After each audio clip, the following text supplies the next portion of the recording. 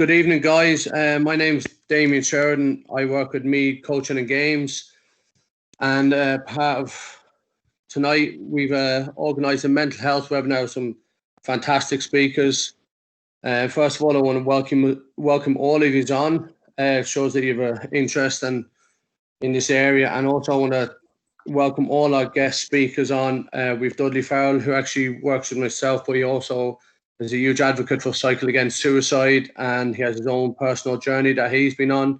Mcconville will be speaking then as well, and his kind of name speaks for himself. A former county star, he's an addiction counsellor, columnist. He's a few strings to his bow, and then Ryan Sinman. He has an absolutely inspirational story of personal resilience and personal mental health issue that he went through. I'm going to let him tell his own story. I probably wouldn't do an introduction justice to him. We've also got Meath and also SOSAD Meath on the call as well, who'll be taking part. So what we're going to do is we're going to have Dudley, Ryan and Oisin talk for 10 to 12 minutes about their own personal journeys around the mental health. Dudley's going to talk about he lost a couple of friends and his own personal kind of journey with mental health. And then Oisin is going to talk a bit around the gambling and addiction area of mental health then and dealing with that. And Ryan with his own mental health journey within sport. Then we're going to give the guys from SOSAD and Jigsaw 10 or 12 minutes each then to talk about the support networks that are out there for everyone. And we'll have a few minutes then at the end for any questions. There is a raise your hand option. So if you have any questions, raise your hand. We'll have time at the end, or you can drop it into the chat and we'll ask you to open your mic. So again, thank you everyone for coming on. And without further ado, I'm going to pass over to Dudley and let him take away from there. Okay. Okay. Thanks, Damien. You're all very welcome to the webinar. It's great to see such a big number. I was delighted when you asked me would I talk a bit on it. I wouldn't be up to the tailcoats of Ryan or Oisin, but basically I got involved in Cycle Against Suicide. Involved in it was I lost 2 friends in 13 months. To suicide. One, probably a lot of people might know, and if they don't know him, they'd know the daughter, Helen McEntee. Helen's dad was Shane, and Shane and myself, basically, we done everything together. We played football, we drank, we went out. I even took the pub from him then in the end. We were just as close as I'd say any two could be. And, you know, Shane was the sort of fella that he'd say, I'll be down to meet you. And you'd say, right. And Shane wouldn't turn up. That was Shane. But a couple of nights before Shane died by suicide, he rang me to see would I go to the Chinese with him. And I said I would. So he said he'd be down at 9 o'clock, and true to Shane's word, he was down at the dot of 9, which was strange. We went to the Chinese and didn't notice much, but the one thing I did, he picked up his phone and he said, that phone is killing me. He held it in his hand and he said, that phone is killing me. And I didn't pay much attention, but 2 days later, Shane died by suicide. The next was a friend of mine.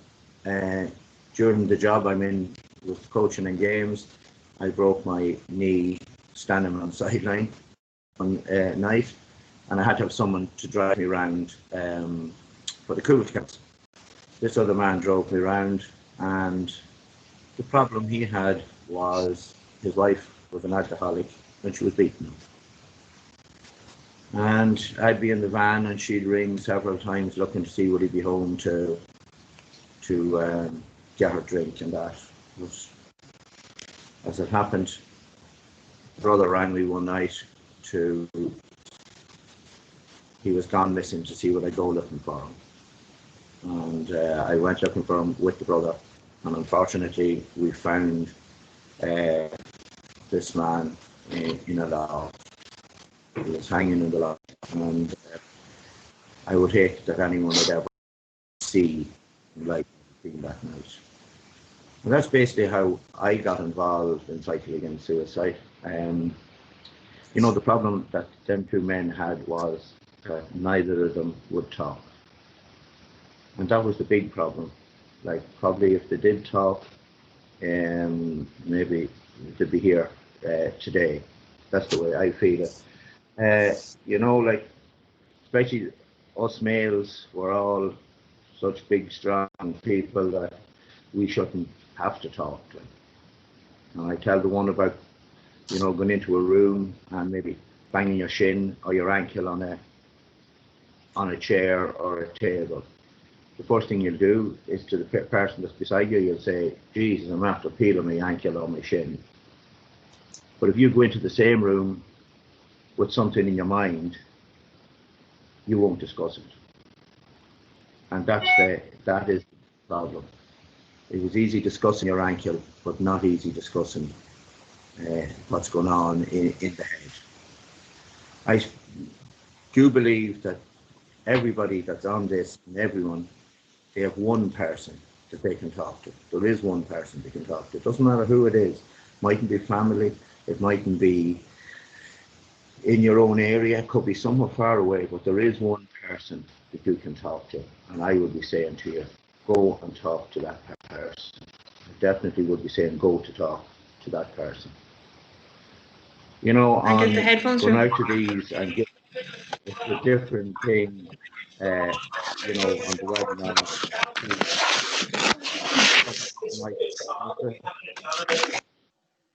There's a feedback there. But, you know, you go and you meet people and no one knows what's behind anyone's door. And no one knows what anyone came out from behind anyone's door. That's the way I look at it, you know. It's like kids coming down to coach, and you'll be coaching kids.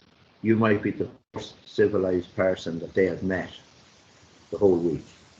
So you don't know, but going back to the mental health, you know, half the population will be affected by mental health at some stage, and that's unfortunate about it. You know, we talk about being resilient, and people ask, like, the different things, what is resilient? You know, it's not about the setback that you get. Everyone gets setbacks. It's about the comeback, how you come back from that. It's like saying to a cornerback that a nippy corner forward coming in on him and scoring 1-2 in the first 5 minutes. Is his game over? Or does he settle down and come back at that again? Well, I'd be saying that he comes back. And it's the same thing in life. You know, it's how you come back from a thing like that, you know. A person asked me one day, you know, how do I cope, you know, on a day that I feel bad or feel that I'm not fit to go on? And I didn't know what way to answer that. And I said, well, if I was able to get over yesterday, I'm going to be able to get over today. And if I get over today, tomorrow should be that bit easier. And it probably was, you know, the right thing to say. My own personal story was when I was in school in 5th and 6th class, and maybe in first year, second year, I was abused. I was abused by the clergy. And playing football, this certain priest would come and bring me to the football. I'd always be the last to be left home, and I knew what was going to happen. Then I was serving Mass, and it was the same thing. If there was a funeral on, I was the one, maybe, that they come down to the school, the priest would come down looking for someone to serve Mass. and you'd be hoping that you wouldn't be picked. And obviously he would pick you and one or two others to go and serve. You know, this went on, and it was like being able to talk. I was afraid to say anything for one reason or another, that you wouldn't be believed, because the clergy were in a bubble that they thought no one could touch. And we went into second year or into first year. I remember the priest made friends with the mother and father, which was the way in, that the way they walked their way into a family, and asked then that he was going to Lourdes and would I go with him. And I was maybe 14, 15 at the time, and I said to the mother and father, no, I don't want to go.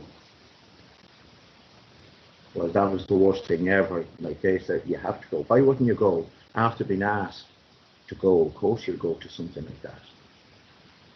And it was another experience over there. I remember one night, it was in a campsite at the back of the grotto, field or two back, took me out of the tent and said, if you don't cooperate, you can find your own fucking way home. Now, for a 14-year-old to hear that, you know, I might as well have been in Timbuktu. I had no clue how I get home or anything like that. So I held this in for years and years and years, and it's it was eating away at me, of course. And I was heading up to work when we had our offices in coaching and games in Park Thompson, and there was a priest on called Father Iggy Donovan was on the radio, and he was lambasting the priests in Dublin who said they wouldn't name any of the iglesias. And probably that was the last straw that broke the camel's back with me. And I said I'd contact that priest. And he was an Augustinian priest in Drogheda. And that was the first step I made. But when it went on and we've done the research into the schools and the classes I was in, there were 75 charges against the priest for abusing, and he done a jail. My best day was when I stood in court that day, and the judge looked down at me and he said, you have been vindicated. It meant a hell of a lot. And to go through that, I would hate to think that would happen to any other children now. And I do believe if there's people from clubs looking at this, that you take the kids that's in your club, take them from 13 to your adult team. I do believe you should get someone in to talk to them. It doesn't have to be a professional, it doesn't have to be anyone high up, it's someone. Because you'll never know whether you save a life, but you will know if you don't. And that's the unfortunate thing. And our motto in Cycle Against Suicide is, it's okay not to feel okay. And it's absolutely okay to ask for help. And that is the whole thing. Don't be afraid to talk, and talk to that one person. You know, you have one person you can talk to. So that's basically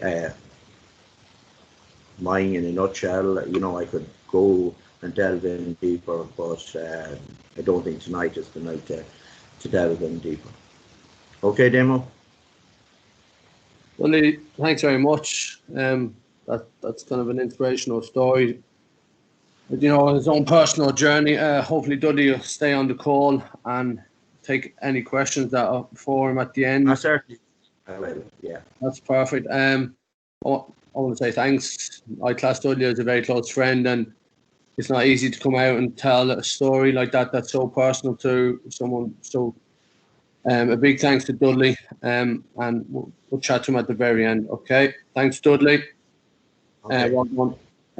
Ryan, if you're there, I'm going to ask you to unmute there, and maybe Dudley, if you turn your camera off and Ryan can turn his on now. Yeah. Yes. Yeah, I'm here. Perfect. Can you hear me? I can hear you there, Ryan. So I'm going to pass the mic on to you. Ryan, I'll give it a little. He's a sportsman who is a double amputee. And that's where I'm going to start and finish it and let Ryan tell his own story from there on. Okay, so thanks very much, Ryan. Over to you. Perfect, Damien. Thank you very much. Just before I get talking as well, Dudley, fair play for telling your story and everything you've been through. It's very admirable, and I've definitely taken away from your talk. It was brilliant, and I wish you all the best, Dudley, as well. Okay, so my name's Ryan Cinnamon, and today I'm here just to discuss a bit about my story of how I lost both my legs at the age of 15 and how I got through it mentally. Okay, so it all started for me, which was 10 years ago. Today I'm 25. 10 years ago I was 15. I was studying for my exam, my GCSE exam in science, and I had a pain in my back and a numbness in my right leg.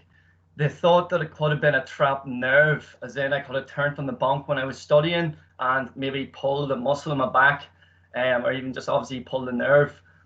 I was in so much pain, I wanted to get out of the house. I wanted to go to the hospital. My mum and dad, they tried to get me in the car, but I couldn't get in. I couldn't bend my back, I couldn't sit down because we were up in a people carrier, so I literally had to lift myself up. From there, they took me back in the house and they laid me down. I eventually fell asleep. The next day I woke up and I felt fine. Everything was perfect. I ended up walking down the stairs, and from there I felt a rubbing in my stomach. I didn't know what it was. I thought maybe I needed to go to the toilet. So I tried to go to the toilet and I couldn't. I ended up going and having 2 oranges to see if that would help. But then from there, after eating the 2 oranges, I ran to the toilet and I was sick everywhere. I remember my dad coming in and saying, "Ryan, leave it, I'll clean it up."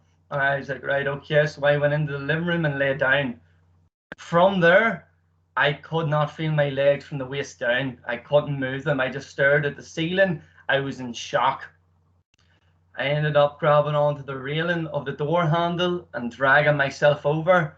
I held onto the banister. I could put weight in my feet, but I couldn't move them. Next thing you know, I fell back and I hit my head off the ground. I heard my head smack off the ground, but I couldn't feel nothing.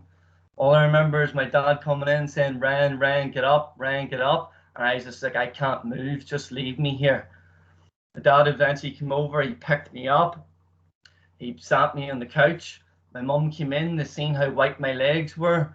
They rung the ambulance, and from there the ambulance came up and I was taken straight to Daisy Hill Hospital in Uri.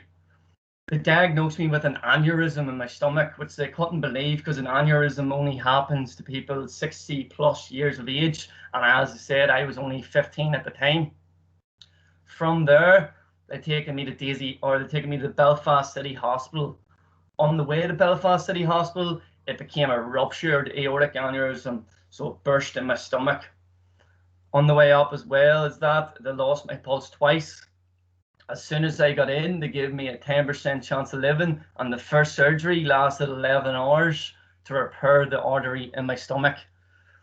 They've also, then the next day, I had to get my legs amputated through the knee, because obviously they waited for the blood flow to come back, and the blood flow didn't come back the whole way, so they had to amputate both of my legs through the knee. I was still asleep at this time, so it happened to me on the Wednesday and I didn't wake up until the Saturday.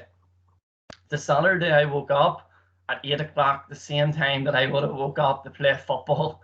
And the first thing I asked, I had to write it down on a piece of paper, and because my lungs collapsed, I had a tube down my throat, and I had to write in a piece of paper, and I just says, how did we do against Warren Point, because we were playing football that day. And I didn't remember anything. I just woke up. So I was there 15 before Wednesday, a 15-year-old boy. I was active, played sport, Gaelic, football, done everything with my friends. And then this just suddenly happens to me and hits me big time. I didn't realize what happened to me when I was in the hospital.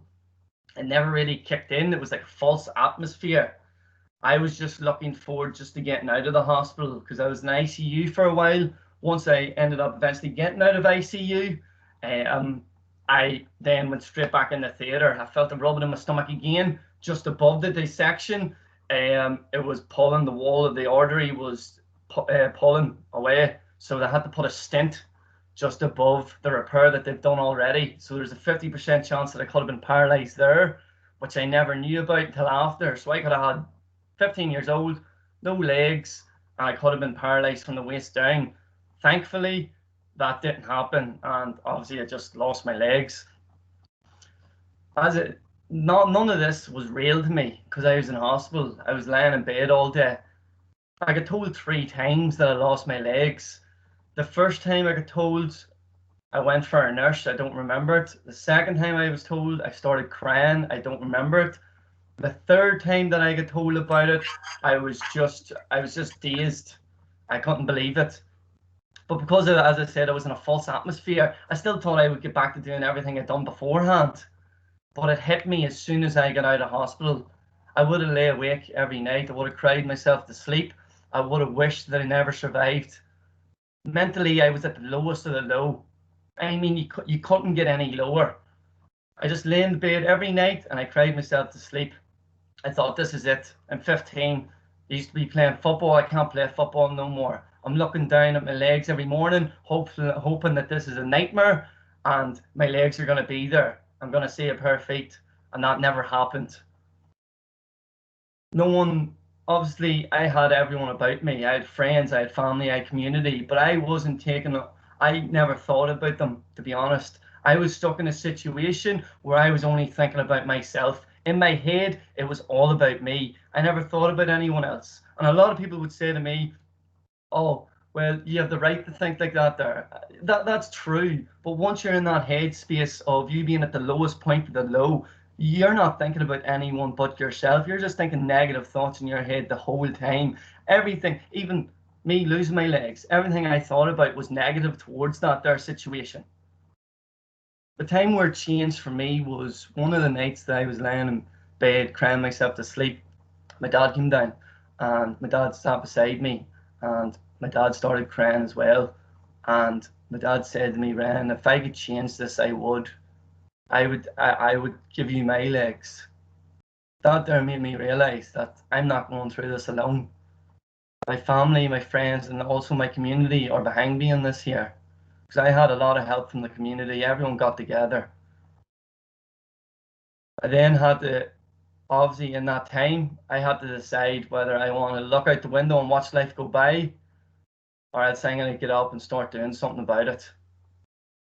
From there, I learned to walk again, which was hard. Not only was I learning to walk again one half of the day, I was also in hand therapy the second half of the day because during the surgeries, my left hand got damaged and I thought it would never come back again. So one part of the day I was learning to walk, second part of the day I was hand therapy with the OTs, the occupational therapists. And there was like a switch in my brain for me to go from negative to positive. Obviously you need to speak. Everyone needs to speak. Just because I'm a fella doesn't mean that I'm weak if I talk or anyone talks. The weight lifted off your shoulders, the relief you get as soon as you talk about whatever it is you're going through is indescribable. Don't hold it in. As Dudley said as well of their campaign, it's okay not to be okay. Talk to your family, talk to your friends, talk to your community. Everyone is there for you. You may be in the headspace that no one's there to talk to. You have to go through this on your own. You don't. All you have to do is open up and speak. And as I said, the feeling you get is indescribable. I'm lying there at 15, both my legs gone, talking to family and friends. As I said, the moment with me and my dad sitting in the bed and he'd obviously opened up and we both opened up, that was a turning point for me. But throughout my journey, when I was feeling down, I was able to speak to my brothers, my sister, my family, my friends, my community. Everyone was there for me. That helped me get to where I am today. I would not be where I am today without all them. After learning to walk again, I then set targets, I set goals. Even my mindset now, your mindset, for you training it to be positive, it's a skill. You need to work on it every day. It literally is a skill. You don't need to be thinking positive or negative all the time. You can talk to yourself. As mad as that might sound, but you can talk to yourself and reassure yourself in different scenarios with whatever way you're thinking. And it does work. It works massively, and it's got me as far as I got as well. I wouldn't be where I am without doing that. Training my mindset, opening up, speaking, talking. As I said, I set goals. I'm now a personal trainer. I've carried the Olympic torch around Park Estler in Newry. I'm the first bilateral amputee to drive a car with no adaptions. I drive an automatic. No one has done that. I said I was going to do it. No one was going to stop me from doing it. How could I have done it? My mindset. Everything starts from your mindset. Whatever you want to do in life, everything is, the starting point is how you think about it. Are you going to do it? Yes, I am. Okay, what's the next step? How am I going to do it? As soon as you start thinking negatively about something, it's going to have an impact on how you do it, whether you succeed or not. So as I say, that mindset, it's a skill. Always work on it. Always working on it. You can talk to yourself. You can talk to others. Open up. You're not weak. As you're doing that there, you will see yourself growing as a person as well. If I'm able to talk to you today, after everything I've went through, what's stopping you from overcoming mental health issues if you do have it? What's stopping you from achieving your goals in life? Nothing. Everything that I spoke about is relatable to you. I've been down. I've been to the lowest of the low. I've got to the point where I didn't want to get back up again. Speak out. Talk. Cheers, Damien. Thank you very much for having me here as well. And as well as that there, at the end, if you have any questions, don't be afraid to ask. I'm up for answering anything. And mental health is massive for me as I went through it myself. And if you do have any questions, please talk to me and I'll be able to communicate with you at the end. Okay. Wow. We get this. What an inspirational evening. Big thanks to Ryan there. Oh, geez, I don't know how many times he had to get back up there. I was trying to count how many trials and tribulations he was coming back from. So inspirational again, the same as Dudley. They've all their own personal journeys and personal kind of actions that they had to take to get through their journey. So again, as Ryan said, we'll take questions at the very end. But from now, for the minute, I'll just say big thanks to Ryan for even coming on. He's a very busy man. So big thanks to him, and we'll get chatting to him at the end. Ryan, thank you very much. Oisin, I might get you to open your mic. Ryan, if you want to flick your camera off down, we'll get Oisin to turn his mic on and his camera on.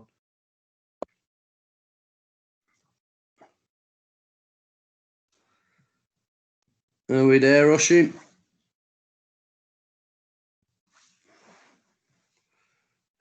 He's on the call there. Can you hear me now? Yeah, you must have been talking to yourself. Yeah, I'm talking to a nice fella.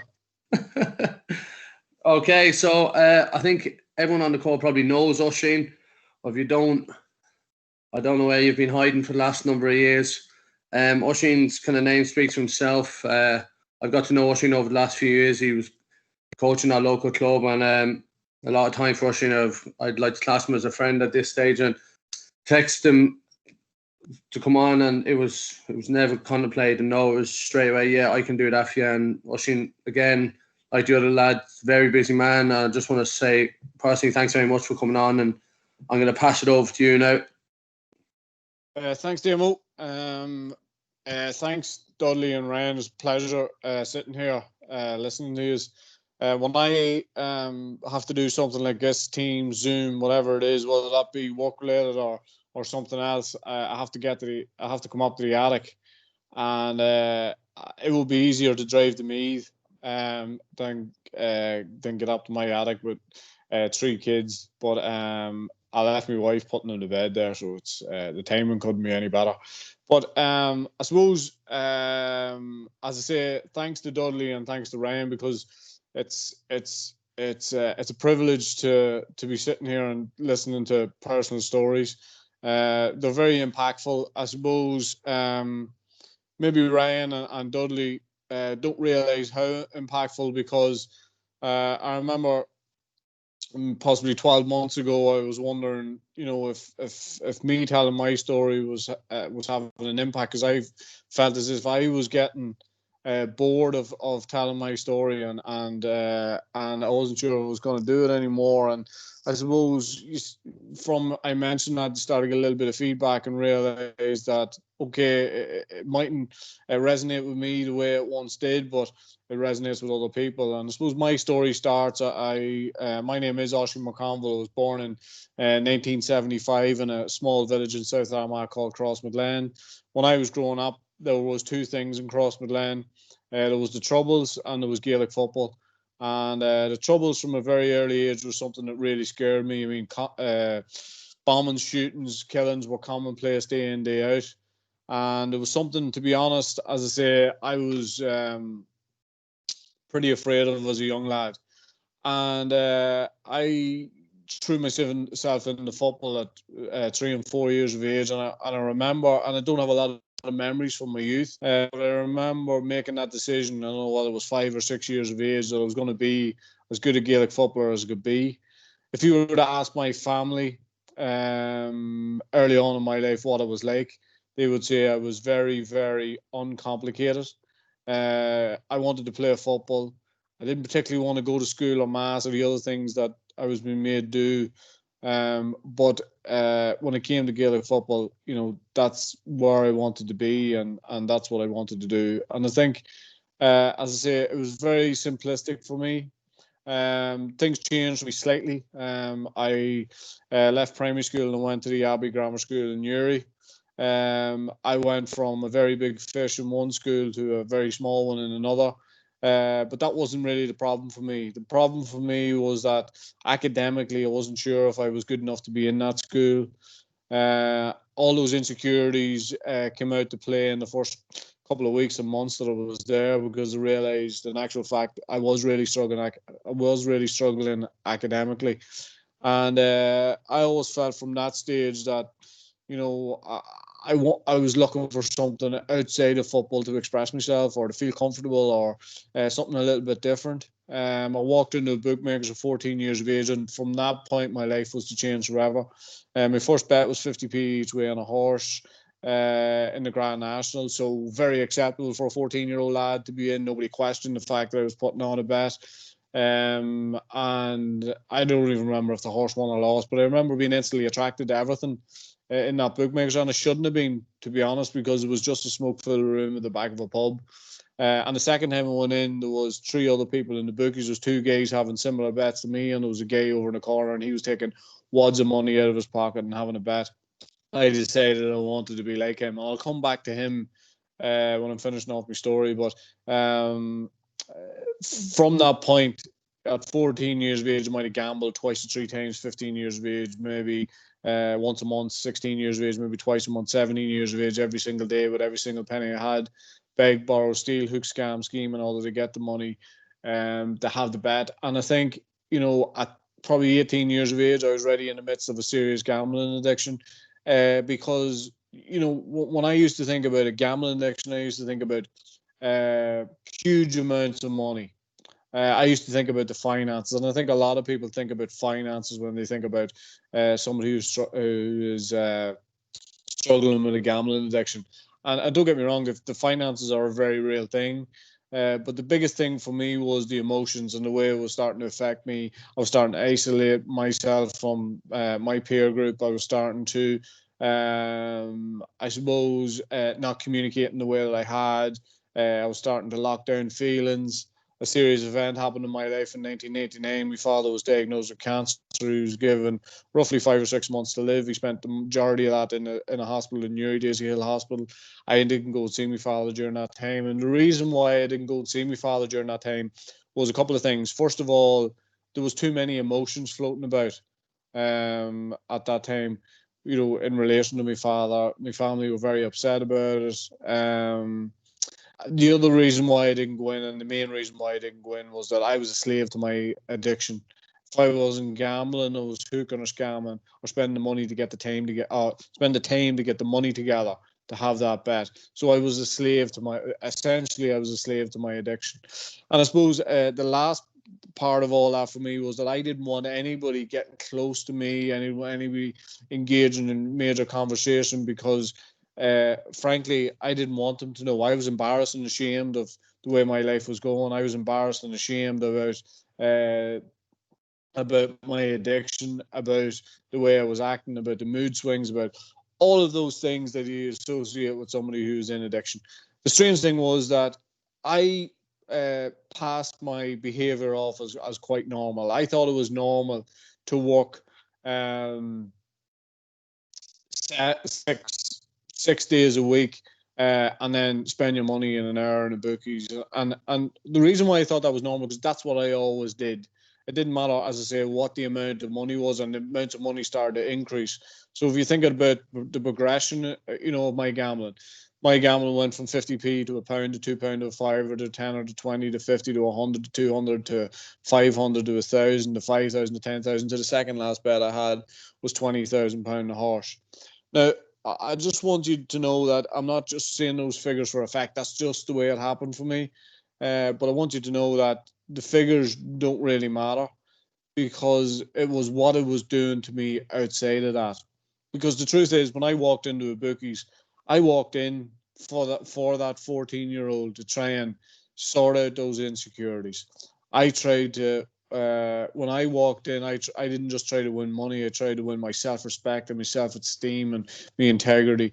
I tried to win back the relationships and the friendships and the family members. I tried to win all those things back. Now, when I say that out loud, you're going to say, well, you were never going to do that. And I realize that now, but I didn't realize that at the time. And just to touch on something that Ryan said, about who you talk to.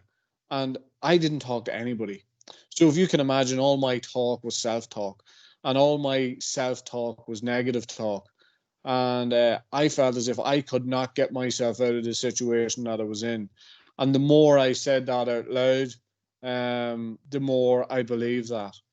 And I suppose the thing about my gambling and the progression of my gambling was that my father died. Actually, Armagh were just after winning an Ulster title in 1989, the first one in 18 or 19 years. If you remember 1999, some of you probably weren't even born, but if you remember 1999, Meath beat us in an All-Ireland semi-final. And I played in that game. I was after being top scorer in an Ulster final, and things were great for me, but my father was in a really bad spot. And I only went and played in that game last minute because my father told me he wanted me to play in it. And when I say he told me, he sent word out of the hospital with my family that I should go and play in that game regardless what happened to him. And directly after the game, my cousin came rushing in the change room. He said, "Don't get changed, just get your stuff." My first reaction is my father dead? He said, "No, he's hanging in there." We get a guard escort from Croke Park directly to the border, drive on into Newry. For the first time ever, I said to myself that day, you know what? I'm actually never going to gamble again. I'm going to walk in there. I'm going to ask my family for help. I'm going to tell my father I love him. And I'm going to tell my family exactly what's been going on. And I had myself convinced that that's exactly what I was going to do. And instead of that, it was about 5 yards from walking in through his door, and I did what I'd done for 20 years. I clammed up, and I didn't tell my father anything. I didn't tell my family what was going on. I didn't tell my father I loved him. My father died on the Wednesday. That was my last opportunity to tell him that. My father died on the Wednesday. He was buried on the Saturday. And the reason why I mentioned that incident in my life is because after that, my gambling spiraled out of control.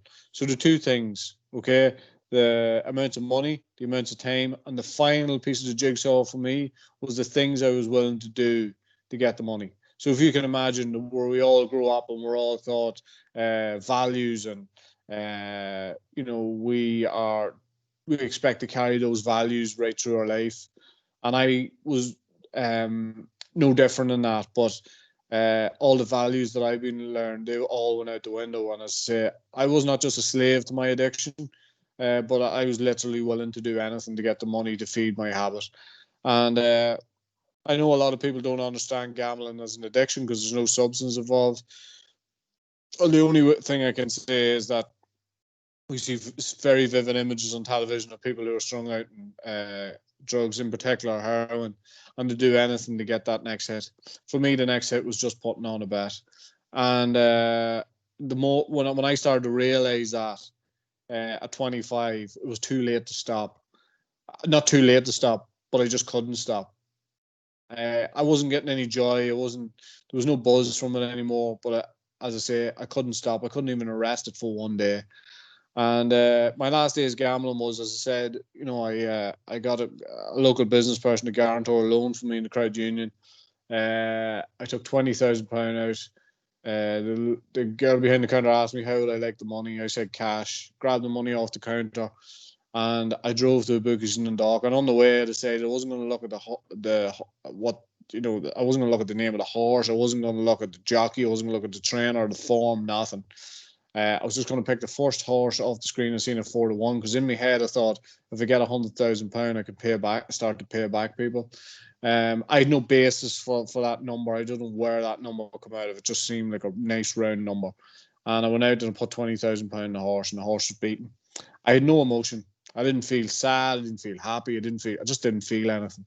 I went out to the car and I got £8 together, and I went back in and had another bet.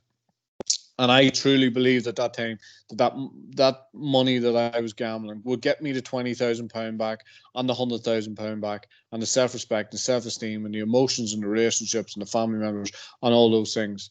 And I realise now that was a crazy way of thinking.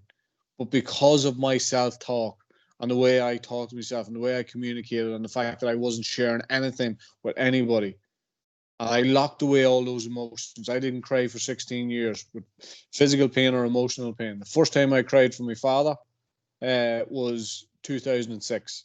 So 7 years after he was 7 years after he was buried. And that was the only reason for that, was that I got myself into treatment with the help of my family.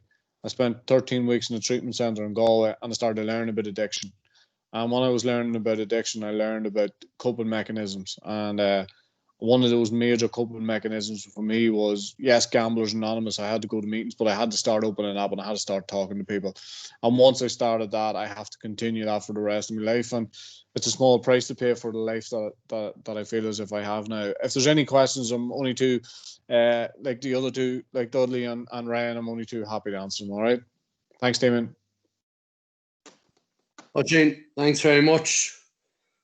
It's kind of the first time I've kind of truly heard the story from start to finish. I've heard bits and pieces of the story, and like the other two guys, the individual to you, and personally, I hope you carry on telling your story, because I think you can underestimate your own story and the power it can have to everyone else.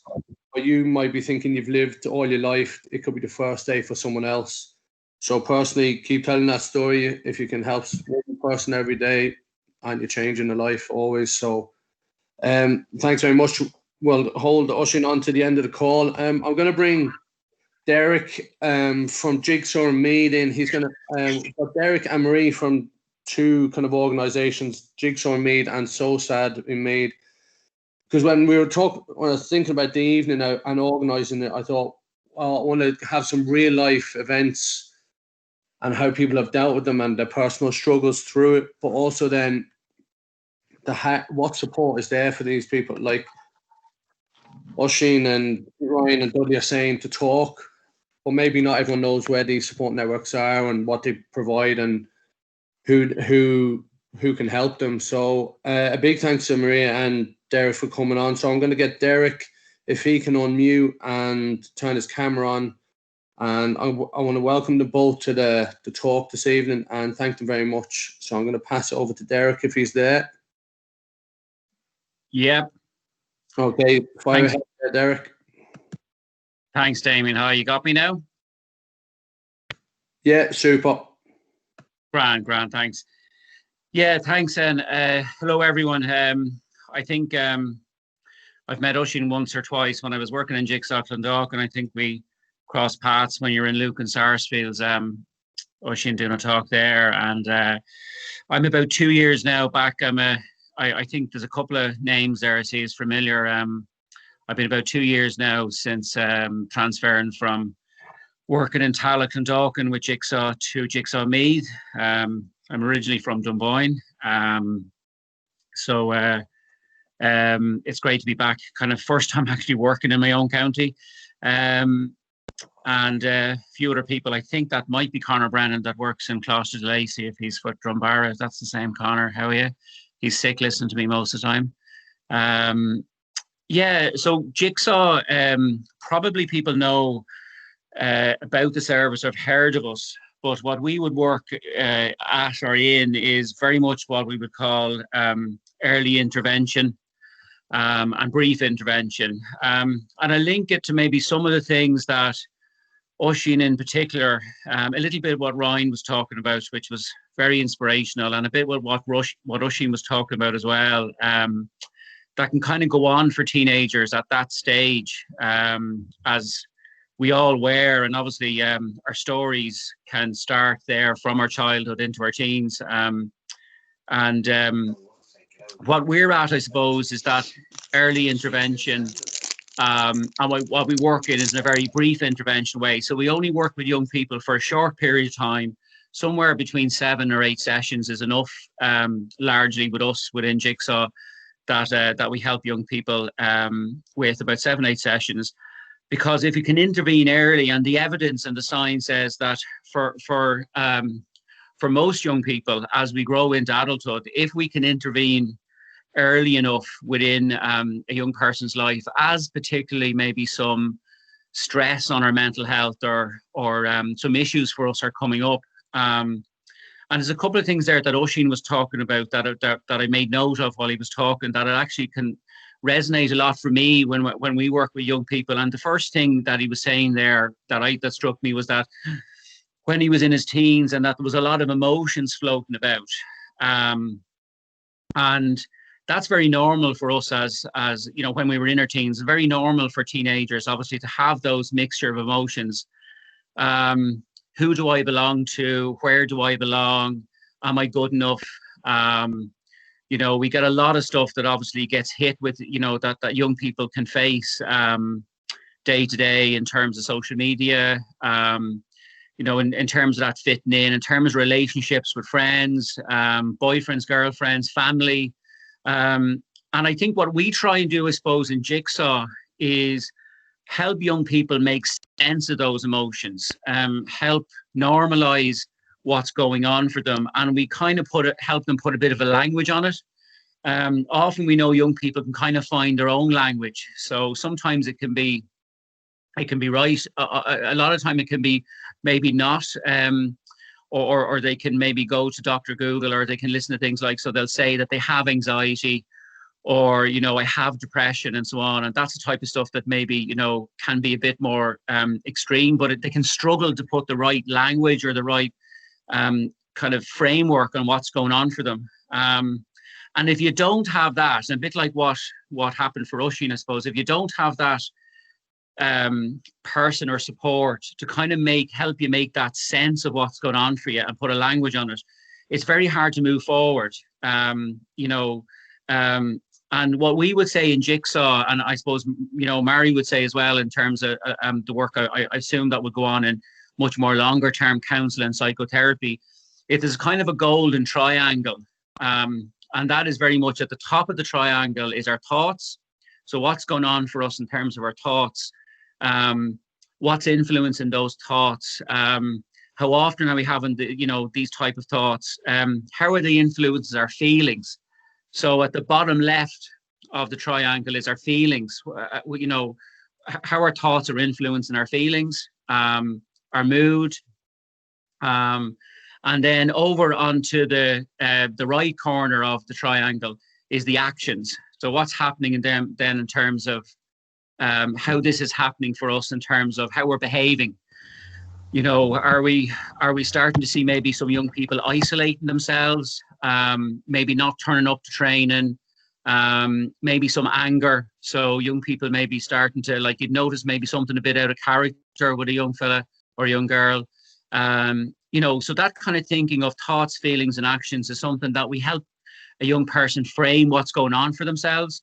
And it's very important that, that's something that is a skill, or people obviously have to try and learn how to do that with a young person. So I'm not asking you to kind of jump into that, but I'm saying, I suppose, is just to kind of recognize that's necessarily where you might start with, The second thing that Oisin said a bit was about not talking to anyone.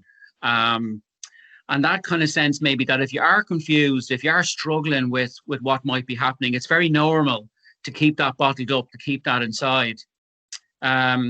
But it's probably the start of when stress and when what you might see as poor habits forming, or things that can kind of start become maybe negative behavior patterns that actually can be a bit self-destructive, that we know that, intelligent people, like, and intelligent teenagers, like when Oisin was that age, and people, a lot of people will know that it's actually not good for them.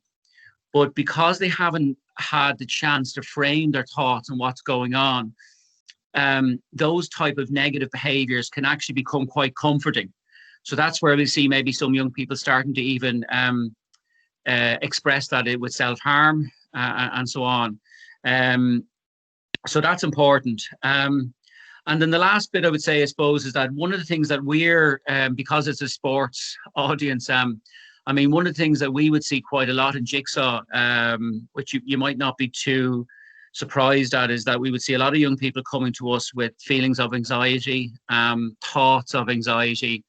And it is one of the probably top 3 presentations of young people, coming to services like Jigsaw and other mental health services. And I think sport has a massive, it has a massive kind of role to play in helping young people with those, with forming positive or good habits, or good thoughts and skills and practice. And some of that, would give you an example of, would be, I suppose, where one of the things that we would actually say within anxiety is trying to have people learn the skills of listening to their body, listening to what's going on and how their body is feeling. So you would have seen, obviously, a lot of practices now in sport would be kind of introducing mindfulness, yoga, meditation, and a lot of that, and putting, I suppose, a discipline on it. So we would see, obviously, that, I would use a lot of analogies with young people around how, place kickers in Gaelic and rugby would have the same type of patterns and the same type of kind of like repetition of leading up to kick a ball or whatever. And the type of practice that they have to do over and over and over again, that lowers their heart rate, that calms them down, that, clears their head, it declutters and so on. Now, if we want to actually have that, or, ourselves, or for young people to have that, it's to practice that. It's to practice things. And on our Jigsaw website, Damien is going to share the slides I gave to Damien earlier today. He'll hopefully share them around by email. And there's a lot of resources on our Jigsaw website that have small kind of tips and techniques around coping with anxiety that you can introduce, to a group of players on and off the pitch. That there's a 5-4-3-2-1 thing. There's just, what we call 3 breath exercises. There's loads of them out there. And I'd really encourage you to kind of, have that type of introduction of practice with I don't know, under 10s, under 11s, under 12s. So they get very used to that. I mean, that's what's happening in primary school. They're getting a lot of it in primary school now, which is great. So they learn those techniques and practices at a really early age. So it just becomes so normal, it becomes so normal that when you do face some level of anxiety or some level, which is very normal, that you can actually kind of, pull that type of practice out of your toolbox, which is really good. So the last thing I'd say to you is that we do have, again, it's in the slides maybe that Damien will share, is that we have a workshop called One Good Coach. Some of you may have done it. It's about an hour long.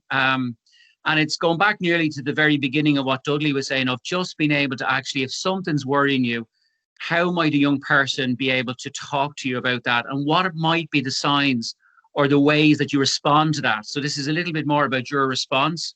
It's about kind of how you can have that conversation safely. There's basically that type of areas covered within One Good Coach. So if you want to sign up your club, there's a lot of clubs in Meath. I've worked with a lot of the health and wellbeing officers in Meath clubs. We have it online over Zoom. If you're not zoomed out of it by the end of the year, that's fine, or we can certainly do it early in the new year. And I suppose we're hoping then by maybe January, February, certainly we could get in safely with you and do it under social distancing conditions and all that. We could possibly even do it in the clubhouse. So I leave it at that. So thanks for asking me to say a few words, and it's been really thought-provoking and inspirational hearing from Oisin and Ryan and Dudley earlier. So thanks again. Okay, Derek, that's great. Again, thanks very much for coming on. I think it's important that we follow up the real life stories with support networks, and straight away when I asked Derek, it was a yes, I'll jump on, no problem. So a big thanks to Derek. And as he said, he did send a presentation to me. I was going to share, but I was afraid that once I put it up, my network connection might fail. So Derek agreed to talk through it, and both Derek and Maria have resources that I will be emailing out to people at the end of the presentation. So again, Derek, thanks very much. I'm going to ask you to flick off there, and if Maria's there, she's going to speak for 10 minutes, and then we're going to have a few minutes for questions at the end. If you have your hand up selection on your Teams, you can choose that, or you can in the chat at the end for Maria. And if your question's in the chat, I'll read it out, or if you put your hand up, then we can nominate to speak out. Okay, so Maria, if you're there, if you want to open your... Can you hear me? Your mic. Yeah, I can hear you there. That's perfect. I'll hand over to you now.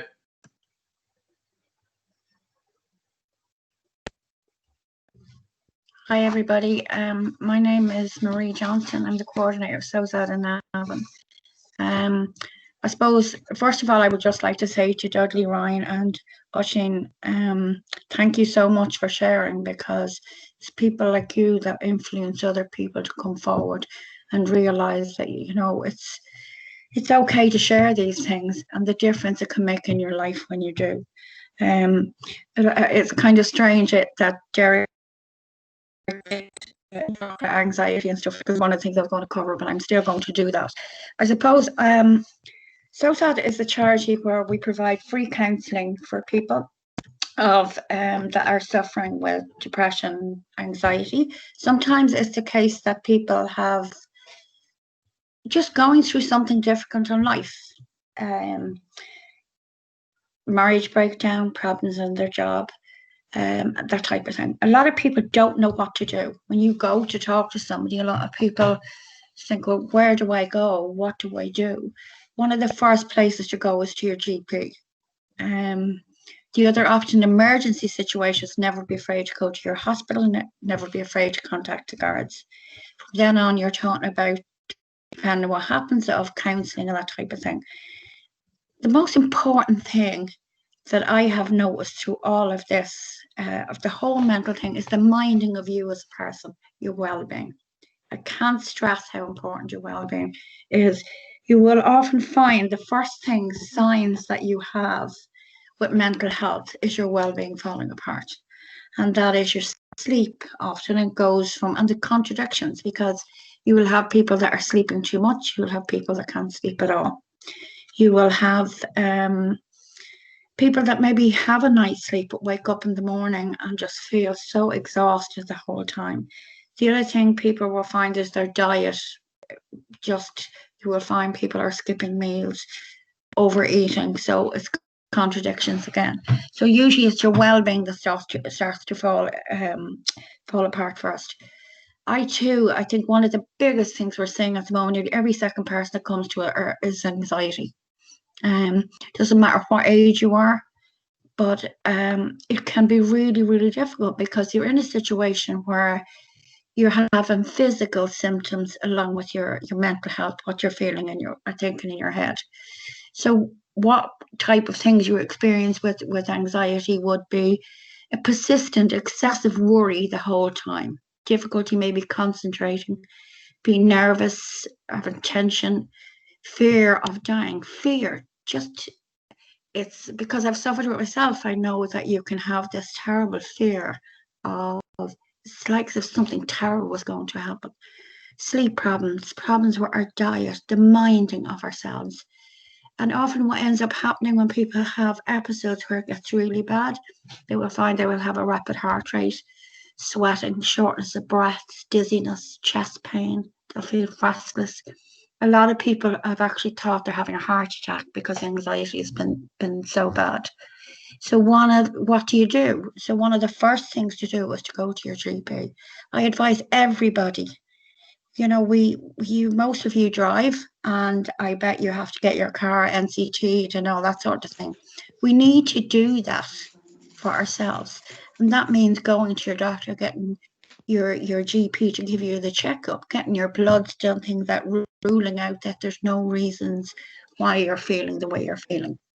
And then once you've done those things, maybe going to counselling. You have Jigsaw there for young people up to, I think it's 25, Derek. Pieta House, your Suicide Ireland. There are so many things available there at the moment. SOS, for instance, which is Suicide or Survive, are doing some great online programs for people with anxiety or depression. So, looking into things like that, finding out, I suppose with mental health, what I would say is it's your journey. So it's about you finding out what works for you. What works for me mightn't be the same for everybody else. Not everybody needs medication, but some people do. It's amazing how people will fight against going to the doctor and getting sometimes help that they desperately need, because they look on mental health as being totally different to physical medical problems. And I always say to people, like, if you broke your leg, you have no problem going around with a plaster Paris on your leg, but you have issues sometimes of taking a medication that maybe will help you. Or just opening up I always remember Cycling and Suicide, and I suppose the one that sticks out for me was the one in Nobber years ago. I've never experienced anything like what that day was like. And that for me was an eye-opener. And I've always said it's the little places, it's the teamwork, so little places all around our county that will make a difference. I suppose for me, what I want more than anything is nobody to have to go through what I went through, and that was the loss of my son to suicide age 17. So I too appeal to everybody to please, there is help there. Talk to somebody, let them know. There's plenty of helplines. There's the helpline, there's a suicide helpline. Just don't feel you're on your own. I hate to think of people dying because of pride or because they're embarrassed. I can't tell you how important you are to other people. And I think it's so important to realize that, you are needed, you are wanted. One of the things that sticks in people's head when they're suicidal is that by family, other people will be better off without me.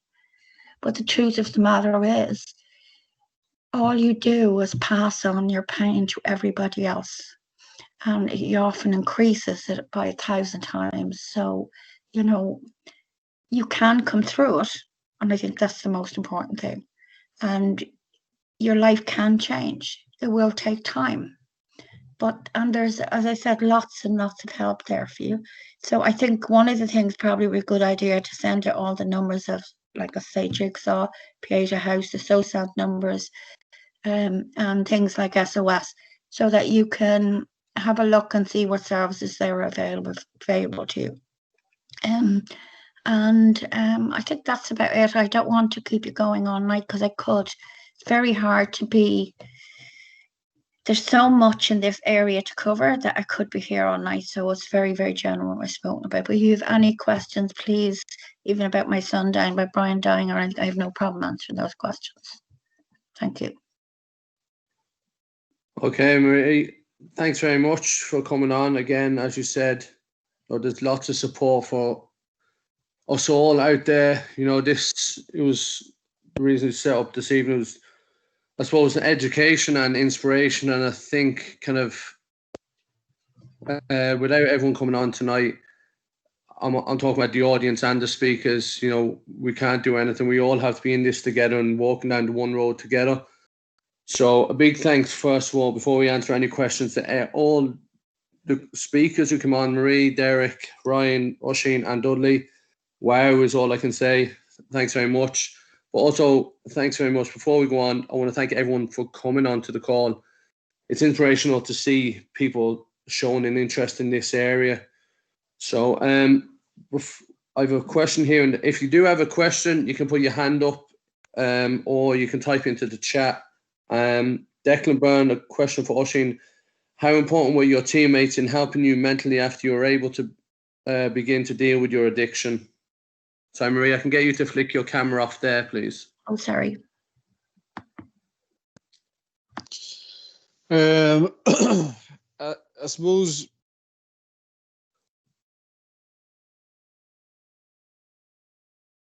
Can you? Sorry. Yeah, you're on. Just don't know what's wrong with that. It's very sensitive.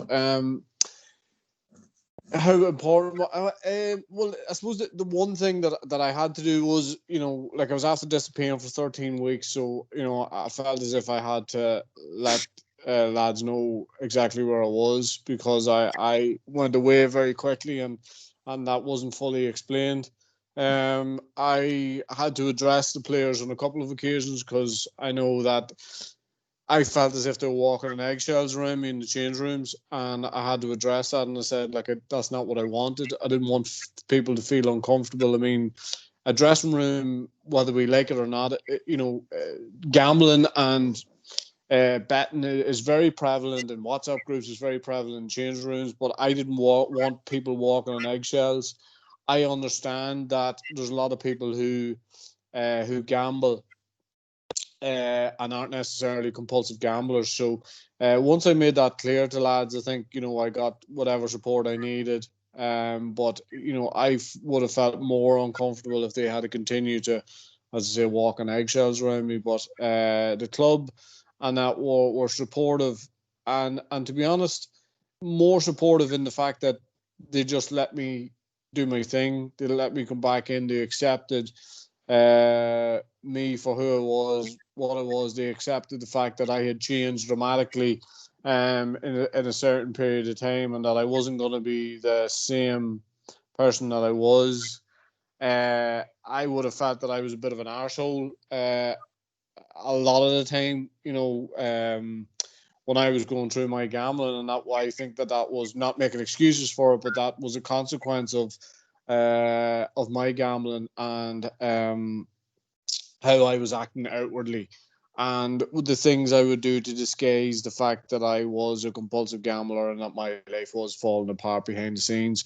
So in that respect, the best thing I can say about it was that, you know, they give me time, and soon afterwards they give me responsibility. For the first time I was captain of the club, and that fitted in with everything that I was trying to do in my life and achieve in my life, and the change that I was starting to bring, not just to myself, but to the people around me. And so I suppose in that way, sport really helped me, because it gave me that necessary focus. Not only did it give me the necessary focus to, as I say, to go on and try and achieve things, but it also gave me a good grounding in that I realised that that I not only had a responsibility, you know, as in bringing young lads on and all those sort of things, but I was somewhere where I was welcome, and I was somewhere where I had meaning, and it wasn't just because I could kick the ball over the bar. there was more to it than that. And so if people ask me now, what did you get out of your football career? I would say I would think more about the support. I would think more about the values and the different things that I learned along the way, rather than the trophies I picked up. Okay, Thanks. super. I suppose I have one question for 3 years. Like as Duddy said, there's always one person for you to talk to. You not just one person, but there's that one person that will kind of stick out, and there'll always be more than one person. But for all 3 years, would that one person have been a close family member, or was it someone outside of your, I suppose, immediate trust circle that would have helped you kind of get the wheels in motion to change your mental state or your mental attitude towards things? Yeah, well, for me, it was my dad that time. Me and him opened up when he came down to me that night there that I was crying, which I was doing most nights. I was crying myself to sleep. Obviously, maybe thinking back about it now, I was probably trying to get someone to come down to me. But yeah, it was when my dad came down and we opened up to each other. That was the turning point for myself. Yeah, with me, no, it wasn't family. Like, you know, it was like that day I was driving into Navan to work, and Father Iggy came on the phone or on the radio, and like he said, that problem inside not speaking to someone was like a boil, and he kept mentioning a boil, and it'll never go away unless it's lanced. And that was basically my story. Like, you know, my story would never have been, I'd have still lived with it. Like, you know, I lived with it, and we had 3 lads, and they were well reared when I went and done something about it. But it was like that boil, it kept eating at me. But going back to who I spoke to, it wasn't anyone really in the family, because you felt at that stage maybe again that you mightn't be believed, and but there is always someone there, and thank God I had someone, and then now it's easy to talk about it, and hopefully it helps someone. Just Damien. Sorry, go ahead, Oisin. There, go ahead. No. I was just going to say, like, a simple thing for me was that, you know, I had 2 of my family who would have continually badgered me about my behaviour. I had a brother who would have had a fair idea was gambling, and to be honest, whenever I did realise that I was going to have to speak to somebody, it was those 2 people in my family that I spoke to. So that bit of badgering and that bit of I suppose that bit of, they tried that early intervention, and it mightn't have worked at the time, but eventually whenever I was going to speak to anybody, it was those 2, so that helped me. Just to say, yeah, sorry, go ahead. We have a good kind of acronym in as part of One Good Coach that we use called Rally, RALLY, and I'll give you just maybe the first one or 2. I won't go through the 5 of them, but the first what they mean. But this is more for adults in terms of coaches or parents even working with young people or caring for and loving a young person. Is the R is recognise the signs. So it's really to look at maybe change in mood, change in behaviour, you know, that type. Now, again, teenagers can have those change in mood and behaviour. So, you know, it's hard sometimes to see what's normal or what's standard and what's not. But the R is recognise the signs. The A is very important, which is acknowledge. It's important for all of us, no matter whether you're a teenager or an adult, that is for somebody who cares about us, just acknowledges that they acknowledge the change, or I could say the pain, but even the the hurt or the confusion that we're having in our lives. So just is just acknowledge it and say, look, I see what's going on for you, or I see what's happening for you, and you're not happy. You're, as Dudley was saying, you're not okay maybe in where you've been. So just to acknowledge. The L then is listen, is actually then when the person starts talking, is for us not to talk more than them, you know, which is very hard sometimes, particularly for Irish people. But it's like we're very prone to jumping in to try and fix, to try and assume what's going on. Oh, I've been there, I know that, I can tell you what you need to do. So just the first three there, recognize the signs, acknowledge what's going on, and listen.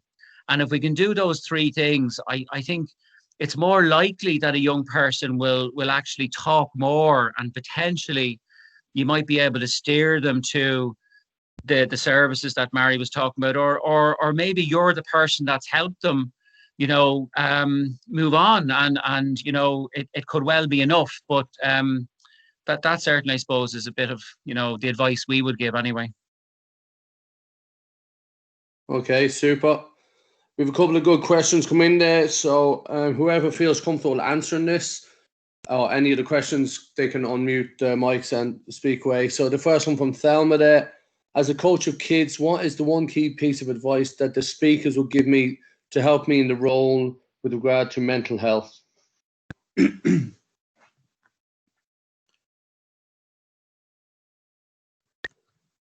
So if any of the guys feel comfortable answering that, they can unmute there. Yeah, not all at once, lads. As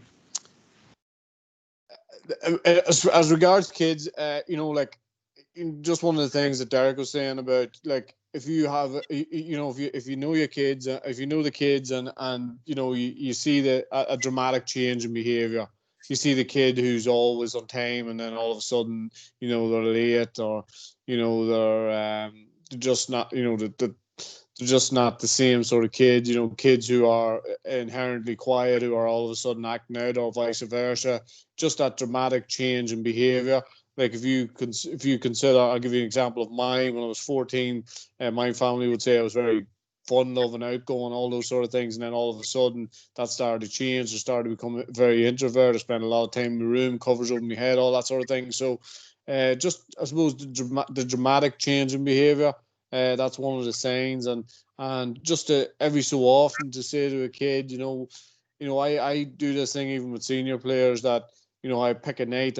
I would pick a night, and I would talk to 2 or 3 players, just check in with them, see how they are, maybe one before training, one after, just see how things are going for them, and if there's anything you can help them with, and all that sort of thing. And once you've lended them that ear, they may be a lot quicker in coming to you should there be some sort of issue. But I think that's the one thing, is to maybe make a little bit of time for each individual. And I know that that's not easy, because, you know, a lot of the time, you know, you mightn't have a lot of help. But, you know, if you have 2 or 3 coaches, if somebody's taking care of a training session, that's the time to, you know, to be able to, you know, pick one individual out, have a little chat, and then, you know, let them go on about their business. But it's important to check in with kids. It's important to check in with adults. But, you know, it's important to check in with your players, and just make sure you feel as if they're in a good place.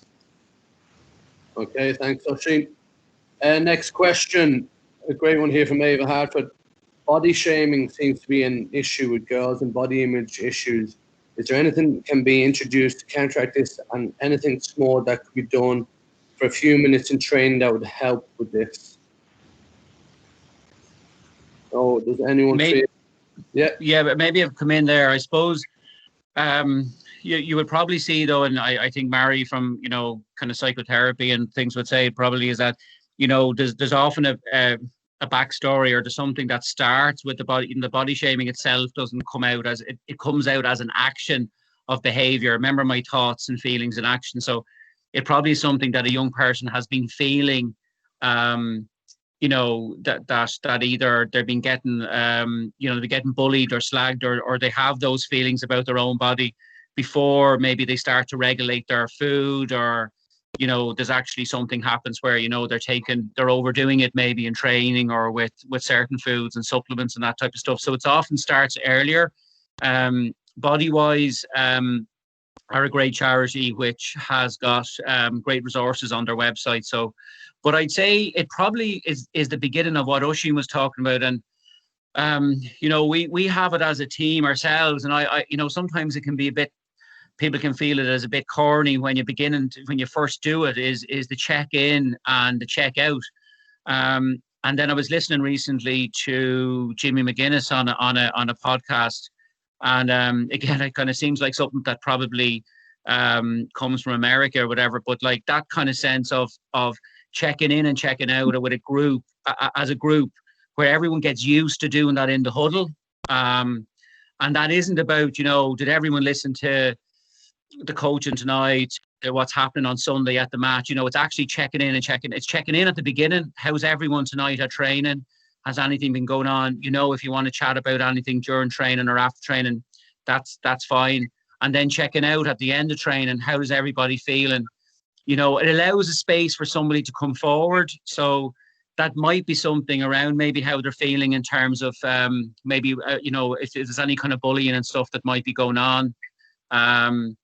But I'd also encourage, I've seen one or two clubs, like I know from like a tragedy in Oldcastle last year, with Darren, that the lads there formed a group on a Friday evening after training, and or even, not so sure, even training, it was a Friday evening anyway, and I know it was up there recently where that's kept going.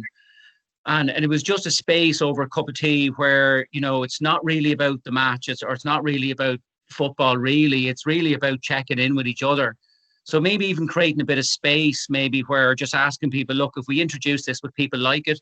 And it's just a very kind of, informal space for people to support each other, but also kind of say, look, we've noticed maybe, or if somebody isn't coming to that, maybe, might that be something, right? That might be fine, but it might also be something really maybe where there might be something going on for that young guy or young girl, so maybe introducing, a bit of that type of time as well would be good, so it seems to have worked a lot, or be very helpful where clubs have done it, Okay, that's great, Derek.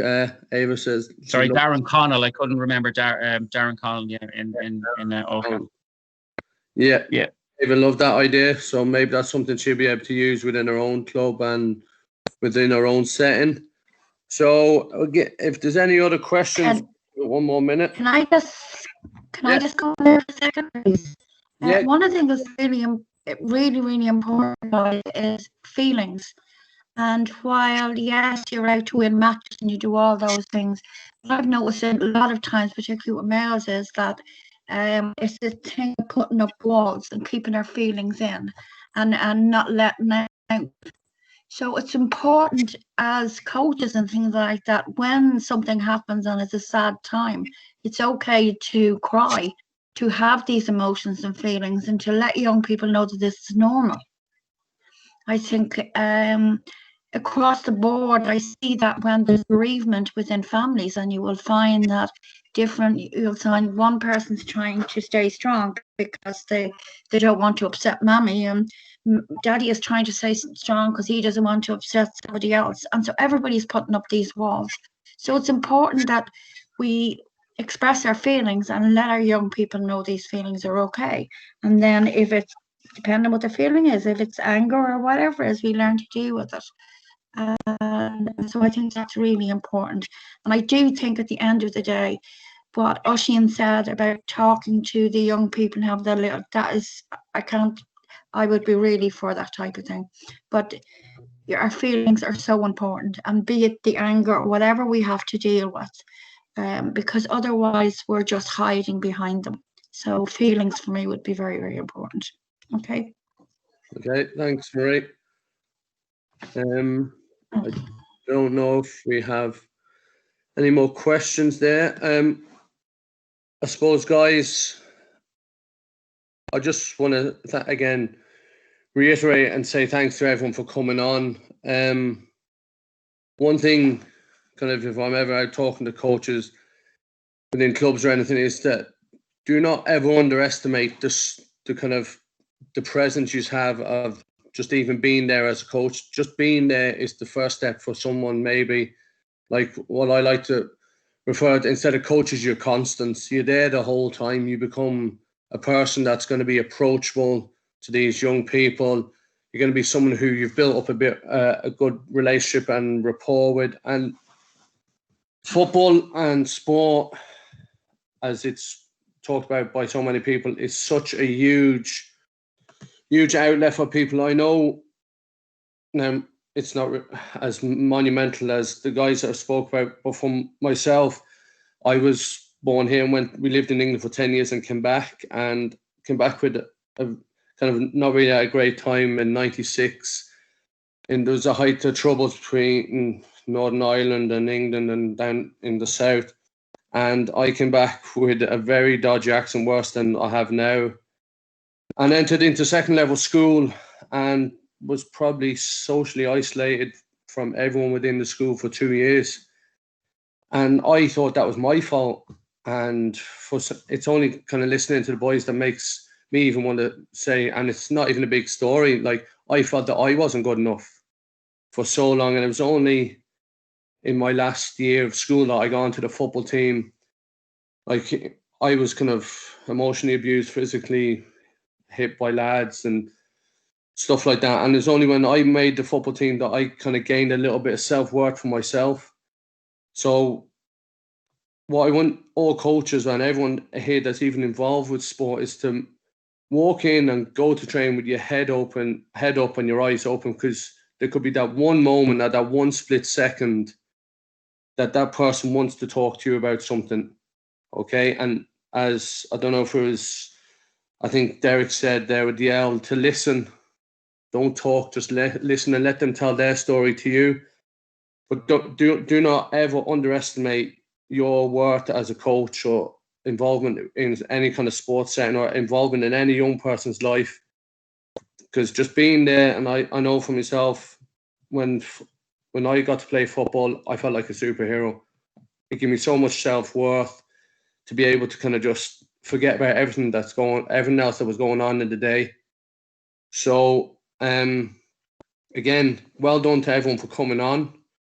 You know, it shows that we've an interest in our young people and we've an interest in this area. I want to say a big, massive thank you to all the speakers. Dudley, as I said, he's a close friend of mine. I work with him. It was an inspirational story. I've never heard that story. Big thanks to Ryan, again, inspiration, and Oisin. Again, I've known Oisin for a few years now, and you know, you couldn't get bored of ever hearing any of their stories, you know. And as I said to Oisin, and I'd reiterate to the other two boys as well, that, you know, keep telling your story. If you're only helping one person every day, you're helping someone. And I want to say a big thanks to Marie and Derek for coming on, because as I said, we didn't want to just inspire people and have inspiration talks. We wanted people to know that there was someone out there. And as Dudley said, there's always a person for someone. So maybe you're on this evening and you've thought, that's me and I need someone. Reach out or take that first step, because as they say, once you get that stone moved, it's going to start rolling down the hill. It's just important to take that first step. And hopefully this evening's been inspirational for everyone. I want to say big thanks again, Percy, for everyone coming on. I know everyone has a busy life and busy schedule, but thanks very much. And we will have resources from Marie and Derek. And I have everyone's email address, and we're going to get them posted out within the week. And I posted my email address into the chat there. If you have any queries or you want to get in contact with any of the guys afterwards, just drop me an email and we'll get you in contact with them. But, you know, thanks again. Look after yourselves and look after everyone that you're working with. Thanks very much for everyone coming on tonight. Safe home. Bye-bye.